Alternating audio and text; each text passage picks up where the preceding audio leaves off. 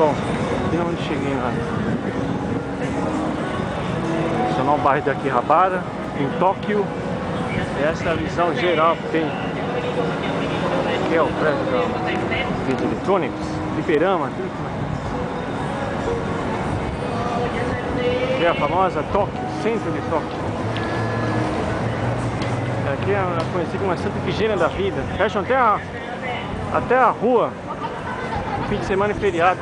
Tanta gente que dá.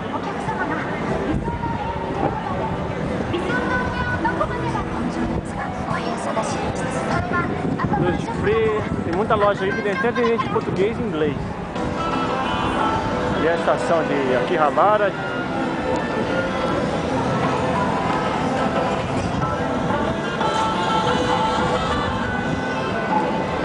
Muita circulação de gente aí, um muvuca total.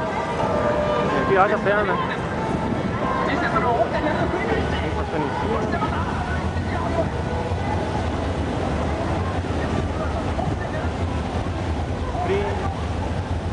Esse negócio tem quase não abrir no fim de semana.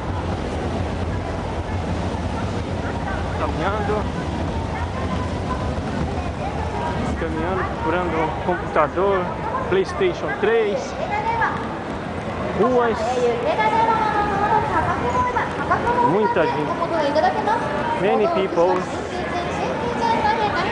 Mídia, você gostar de. Tatiane, não achei anil aqui ainda não, viu? Tóquio é tão pequena, dificilmente eu vou achar anil aqui.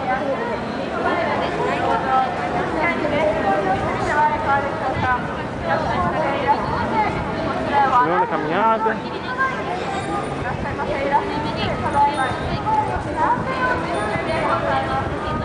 Muitos turistas.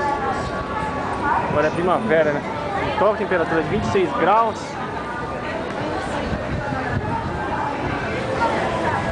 Duty free.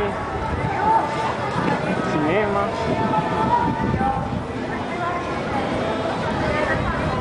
E vão andando. Muitos ciclistas também.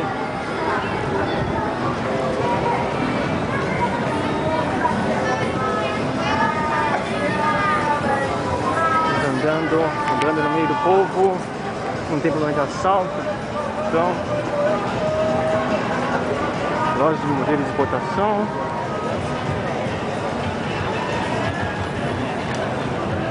A banca continua Duty free. Inclusive vendendo produtos para exportação para o Brasil. Boa disponibilidade de Duty free. Daqui a pouco.